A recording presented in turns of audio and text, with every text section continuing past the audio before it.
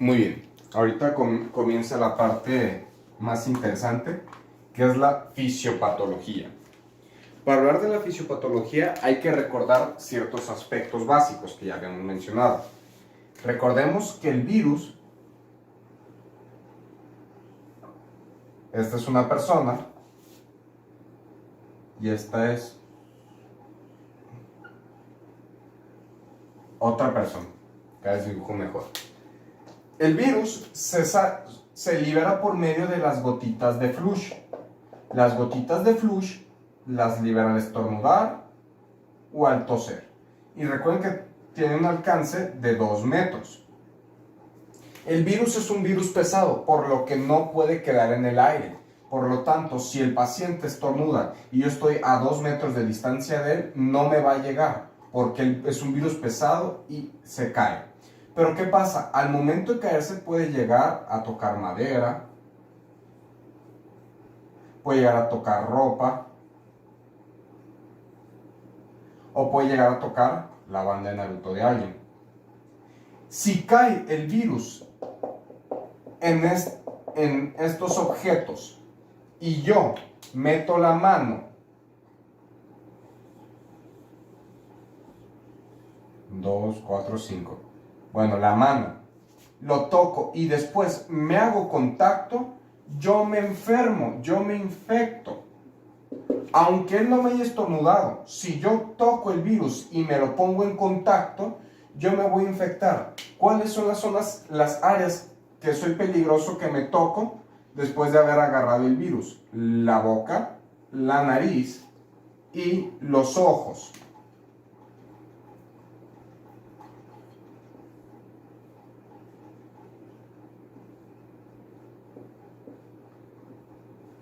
La boca, la nariz, la boca, la nariz y los ojos, si yo me los toco, me puedo infectar.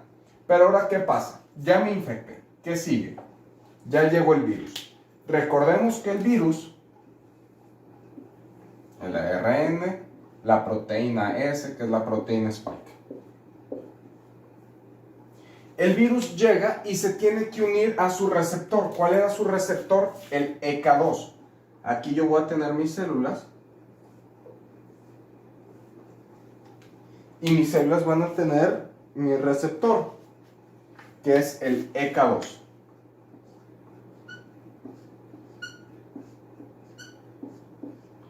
Este va a ser el ECA2. Pero para yo saber dónde puede infectar el virus, yo tengo que saber dónde hay ECAs, porque donde hay ECA2 va a haber infección. Va a ser en los enterocitos, va a ser también en los neumocitos, tipo 1 y 2, principalmente en el 2. Los neumocitos, recuerden que se encuentran a nivel alveolar, no bronquial, a nivel alveolar. Y en las células endoteliales. Entonces, imaginemos que yo aquí tengo mis neumocitos tipo 2 y tienen el ARN. Aquí abajo voy a tener mis células endoteliales. Estas son mis células endoteliales. Llega el virus, se une, ¿y qué va a pasar? Me va a ocasionar apoptosis, va a inducir una apoptosis.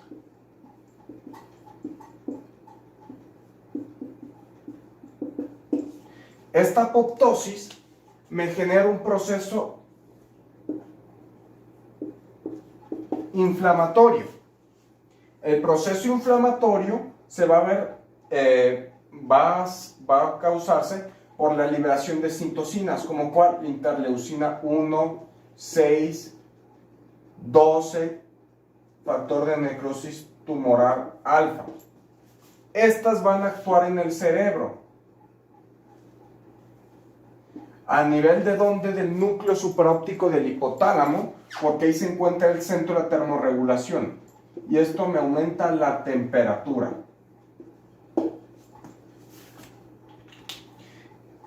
me va a aumentar la temperatura. Y este es uno de los signos clásicos del coronavirus. Pero ¿qué va a pasar? Esta inflamación también me va a traer como resultado otra cosa. Entonces voy a tener la inflamación. La inflamación me va a causar una vasodilatación.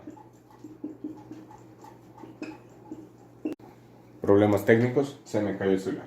Entonces nos quedamos que el proceso, la apoptosis me iba a causar una inflamación y la inflamación me iba a originar la liberación de mediadores químicos como son citocinas que me van a actuar en el núcleo supraóptico del hipotálamo, elevándome la temperatura.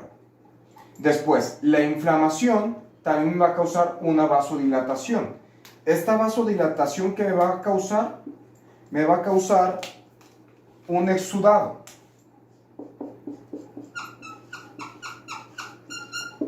Me va a causar un exudado. Este exudado que es fuga de líquido. Pero ¿dónde está ocurriendo el problema? A nivel alveolar, porque aquí están los receptores, los CK2. Entonces va a ser un exudado alveolar. Este exudado alveolar se va a ver manifestado, aquí va a estar el alveolo.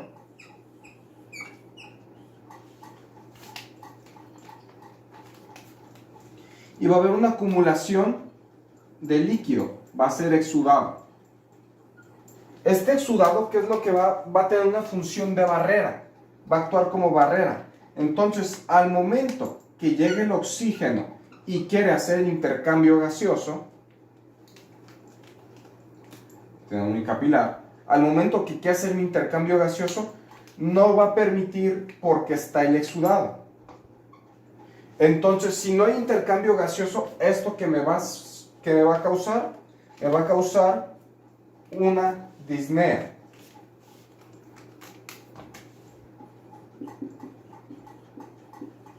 Otro síntoma característico del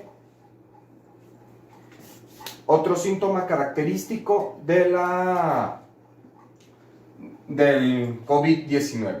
Pero ¿qué va a pasar? Todo esto problema, además de la disnea, me va a causar una insuficiencia respiratoria aguda, grave. También va a causar una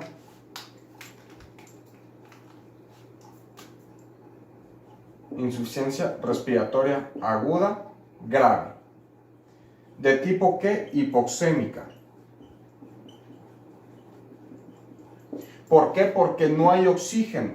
Entonces ya sabemos que la insuficiencia respiratoria aguda, grave, hipoxémica y la disnea surgieron por el acúmulo de exudado que me impidió el intercambio gaseoso.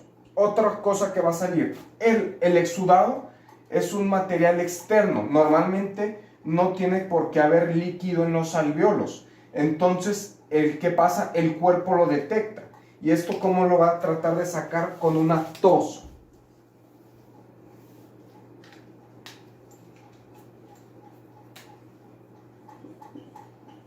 Pero es importante que sepamos que es una tos seca. ¿Por qué tos seca? Porque el líquido, a pesar de que hay líquido, se encuentra a nivel alveolar y no a nivel bronquial.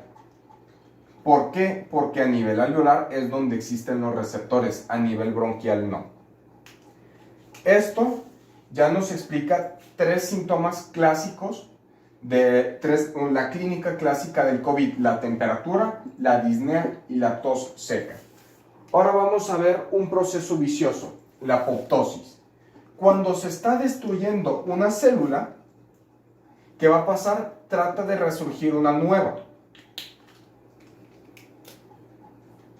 Pero a medida que surge una nueva, el virus va a brincar y me la va a infectar.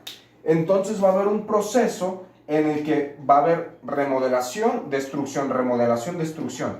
Entonces esto va a culminar a que vaya mucha cantidad de células. Pero a mayor cantidad de células, mayor cantidad de receptores.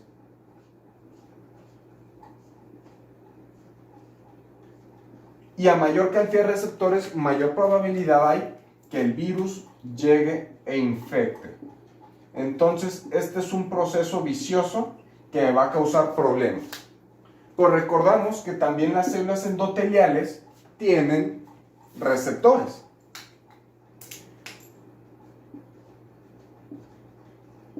Entonces, voy a borrar tantito acá. Si yo sé, bueno, me voy a brincar acá. Las células endoteliales se van acá. Yo sé que mis células endoteliales tienen receptores. Entonces, mi virus va a migrar.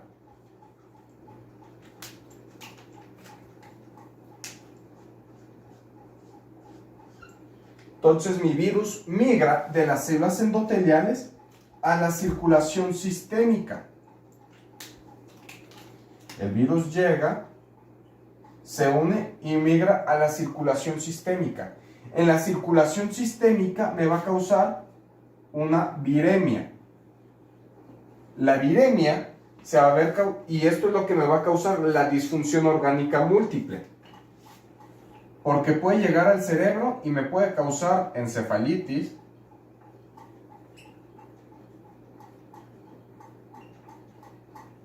convulsiones, etc. A nivel renal,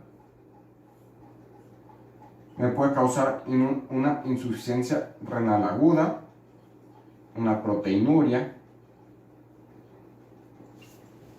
A nivel cardíaco, me puede causar una miocarditis. Todos estos que son, esto es, aumenta la mortalidad. Todos estos problemas me aumentan la mortalidad. Es por eso que el paciente tiene grandes posibilidades de morirse. Ahora, ¿cómo lo podemos nosotros más o menos diagnosticar? Nosotros ya tenemos y ya sabemos que el paciente va a tener un exudado. ¿Por qué? Por la vasodilatación que surgió el proceso inflamatorio, por la apoptosis. Entonces vamos a tener nosotros una radiografía donde tenemos aquí el pulmón,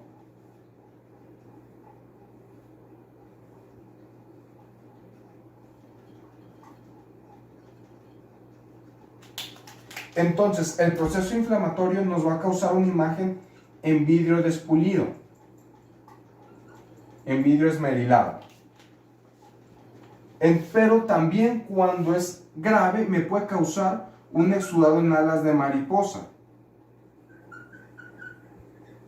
que esto se le conoce como síndrome de diestre respiratorio.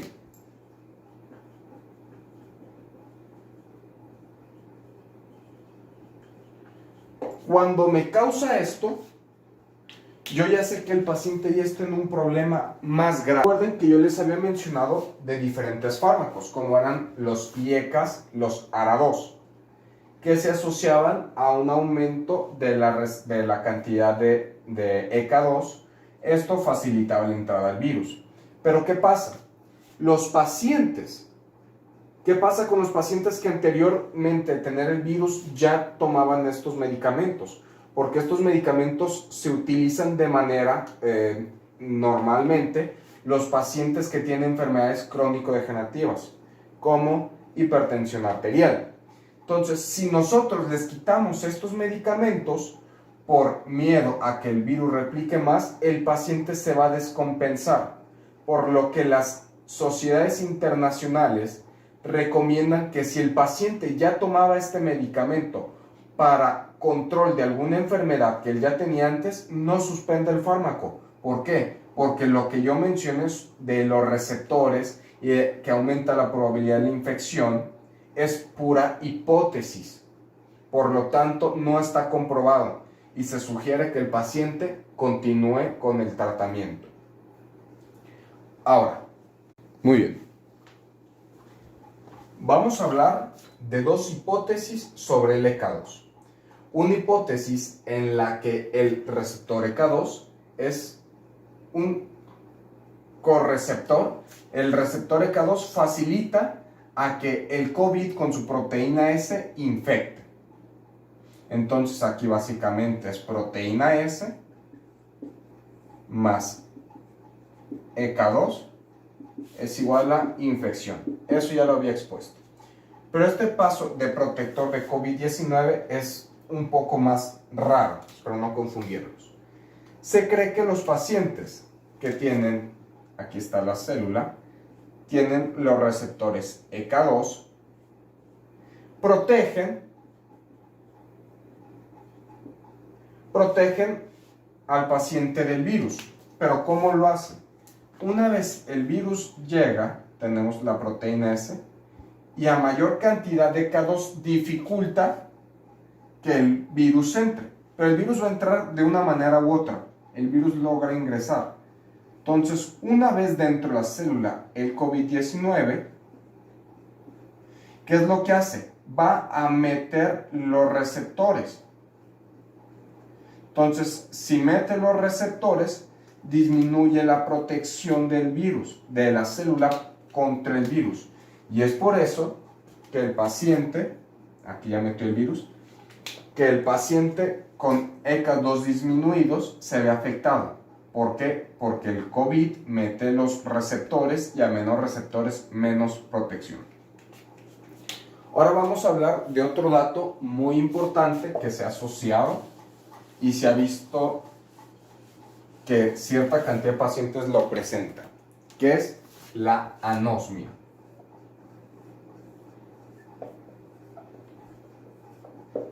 La anosmia. Sabemos nosotros que la anosmia es la incapacidad de poder reconocer olores. ¿Y esto por qué se cree que sucede? Esto es pura creencia, todavía no está establecida. Nosotros aquí tenemos la nariz. Una vez que el virus llega y se adentra en el cuerpo, aquí yo tengo el virus,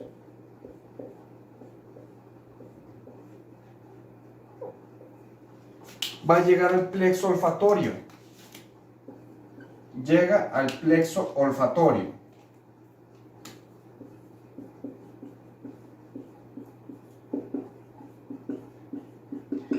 Y lo va a dañar. Por lo tanto, esto es la anosmia. Pero ¿qué pasa? Una vez que llegó al plexo olfatorio, lo dañó por medio de la inflamación. Por medio de la inflamación. Actuó directamente sobre él, lo dañó, y si ya me daña mi plexo olfatorio, me produce una anosmia. Pero ¿cómo produce entonces el síndrome de dificultad respiratoria grave sin producir neumonía? Porque la anosmia se produce en ausencia de neumonía, pero sigue teniendo la insuficiencia respiratoria aguda grave. Y esto se produce porque la inflamación migra. Aquí tenemos mi... No, espera, no. Tengo mi protuberancia y tengo mi bulbo raquídeo. A nivel del bulbo raquídeo, yo tengo mi control de la respiración. Yo tengo mi centro de la respiración. Entonces, por la inflamación, va a actuar directamente sobre el centro respiratorio. Y recordemos que tenemos los núcleos ventral, dorsal, amniótico y neumotáxico. Si me daña esos centros respiratorios, el paciente, ¿qué va a pasar? No respira bien. Y si no respira bien, ¿qué va a pasar? Va a tener una insuficiencia respiratoria aguda grave. Entonces, repasamos. El paciente va a tener anosmia porque el virus llega y afecta el plexo olfatorio por inflamación. Produce anosmia. Pero la insuficiencia respiratoria aguda grave la produce porque la inflamación afecta directamente al centro respiratorio, y si yo tengo afectado mi centro respiratorio, el paciente no va a respirar bien y me va a producir una insuficiencia respiratoria aguda grave en ausencia de neumonía. Ahora hablemos de consideraciones especiales. Es más común en pacientes mayores de 40 años, en pacientes que tienen alguna enfermedad crónica y es menos común en niños. Y esto se cree porque los pacientes mayores de 40 años o con alguna enfermedad crónica tienen más ECA2 y esto facilita más la entrada del virus y los niños tienen menos ECA2 y esto disminuye la posibilidad de la infección. Es por eso que el paciente adulto tiene mayor posibilidad de enfermarse y el niño tiene menor posibilidad. Muy bien, vamos a hacer un repaso rápido de lo que viene siendo el COVID-19. El COVID-19 surgió en el año 2019, a finales, como por diciembre, en Wuhan, China.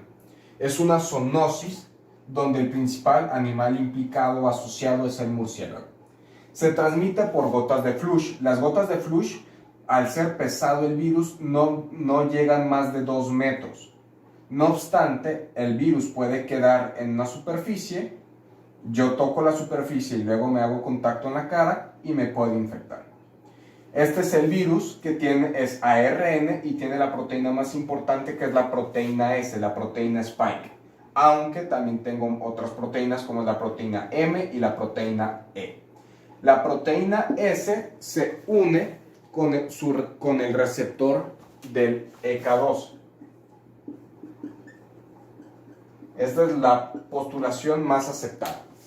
Se une con el ECA2. Una vez que se produce con el ECA2 me va a producir un cuadro de inflamación.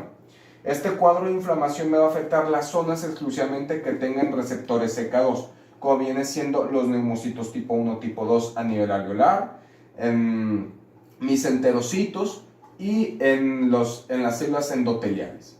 Esta inflamación me produce todo este daño me produce una apoptosis. La apoptosis me induce inflamación. La inflamación a nivel pulmonar me va a causar la tos, disnea y la fiebre. La disnea y la tos son explicadas por el exudado que ocurre. El exudado, si yo lo veo en una radiografía, me va a permitir ver en vidrio despulido y en alas de mariposa, cuando se haya ocurrido un síndrome de diestrés respiratorio. Aunque también se puede producir anosmia y también tener una insuficiencia respiratoria aguda grave sin neumonía. ¿Esto por qué puede ser? Porque el paciente con anosmia, el proceso inflamatorio me va a afectar directamente mi centro de la respiración, produciéndome una insuficiencia respiratoria aguda grave. El COVID-19 puede causar una insuficiencia orgánica múltiple. ¿Por qué? Porque el ECA también tiene receptores a nivel de las células endoteliales, pudiéndome producir una viremia. Me puede afectar el corazón, causándome una miocarditis, el cerebro, que puede causarme una encefalitis, convulsiones, y en el riñón me puede causar insuficiencia renal aguda y proteinuria. La imagen, el diagnóstico yo lo puedo orientar por clínico y puede el paciente tener vidrio despulido y alas de mariposa. Esa va a ser la imagen. El tratamiento, todavía no hay ninguno en específico, se da solamente sintomático, pero se ha analizado que la hidroxicloroquina y la citromicina pueden tener efecto benéfico, pero todavía no está comprobado como tal. Y la hidroxicloroquina tiene de efecto adverso la amplificación, el aumento del segmento QT. Los pacientes no se recomienda que tomen ibuprofeno. ¿Por qué? Porque el ibuprofeno puede aumentar la cantidad de receptores de ECA. Pero los pacientes que toman ARA2 o IECAS, si ya ellos tomaban el tratamiento como de manera para tratar una enfermedad crónica que ellos ya tenían antes del virus, se les deja. Entonces, bueno, este es el repaso del COVID-19.